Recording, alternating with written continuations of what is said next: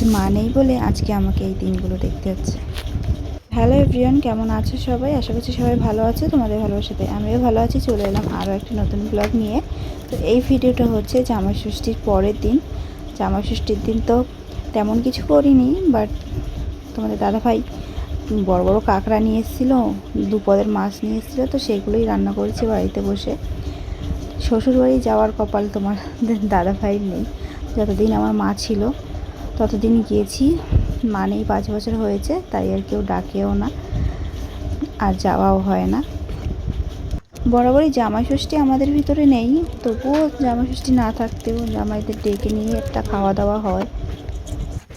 তো মা নেই বলে কেউ আর ডাকে না, তো তার জন্য তো এমনিই তোমাদের দাদাভাই মনটা একটু খারাপ থাকে যে মা থাকলে সবাই ডাকতো, মা নেই এখন আর কেউ ডাকে না। তো তার জন্যই প্রথমে ওইটা বললাম যে মা নেই বলে এরকম একটা দিন দেখতে হচ্ছে। জামাই ষষ্ঠীতে কোনো বাড়ি যাওয়া হয় না। ওই যে প্রথম বললাম মা থাকতে মা ডাকতো, জামাই ষষ্ঠীর দিন যেতাম না, পরের দিন যেতাম, বাট এখন আর কোনো দিনই হয় না, কেউ আর ডাকেও না। যাই হোক, মা না থাকলে যা হয় আর কি।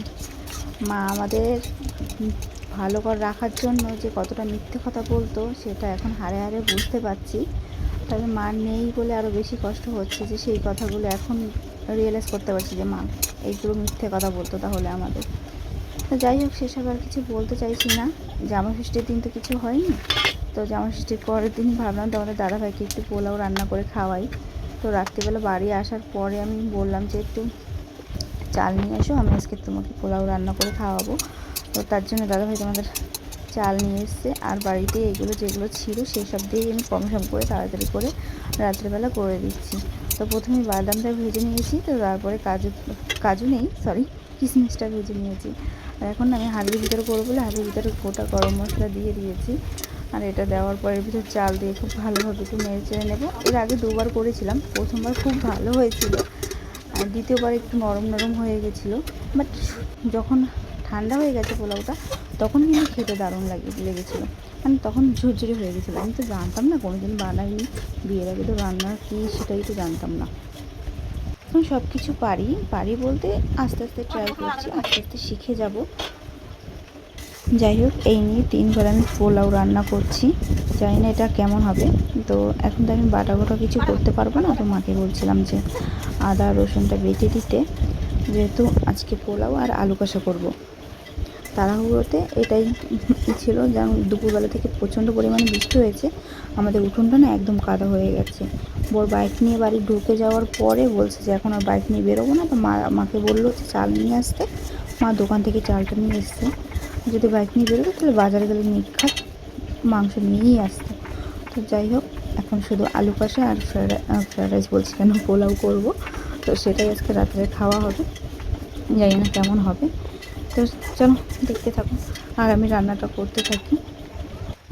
মা বেঁচে থাকতে তো 1 সপ্তাহ বেরিয়ে আসতাম, মাঝখানে আর একটা সপ্তাহ মাত্র যেতাম না, তার পরের সপ্তাহে ফোন করতো যে কতদিন হয়ে গেছে তুই আসিস না, এসে না ঘুরে যা। তো আমি বলতাম যে 1 সপ্তাহ আগেই তো ঘুরে আসলাম, আবার যাব।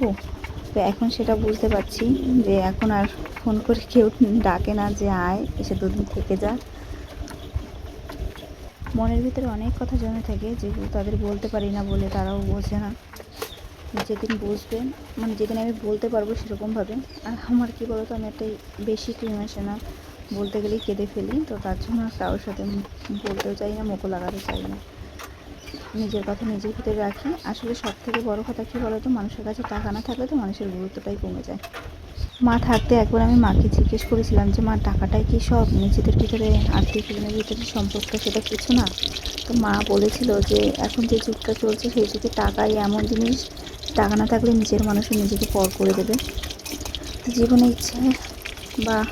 ইচ্ছে বলো না অন্য কিছু, জীবনে টাকা ইনকাম করার ইচ্ছেটা অনেকটা গুরুত্ব দেয় এখন, মানে গুরুত্ব বেড়ে গেছে আমার কাছে, যে জীবনে টাকা আমি ইনকাম করবই, যাতে সে যে আপন নিজের মানুষগুলো আমাকে দূরে সরিয়ে দিয়েছিল সেগুলোই একদিন রিয়েলাইজ করবে।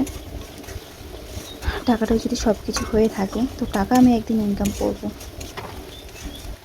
সেই মানেই এখন মার কথাগুলোই রয়ে গেছে, তো সেগুলোই ভাবি। যাই হোক, সেগুলো বলতে গেলে না আবার কেঁদে ফেলবো। মা তো নেই, 5 বছর হয়ে গেছে, তো মার কথাগুলো সব রয়ে গেছে। যাই হোক, এখন আমি আলু কষার জন্য মশলাটা ভালো করে কষিয়ে নিয়েছি। আর তোমাদের দাদাভাই বলেছে ঝালটা একটু কম দিতে, 2 দিন ধরে না রান্না করছি, এত পরিমাণে ঝাল হয়ে যাচ্ছে যে দাদাভাই খেতে পাচ্ছে না, তো একটু ঝালটা কম খায় তোমাদের দাদাভাই। তো আজকে তো দেখি ঝালটা কম দেওয়ার চেষ্টা করেছি, কি হয় খাওয়ার সময় জানি না।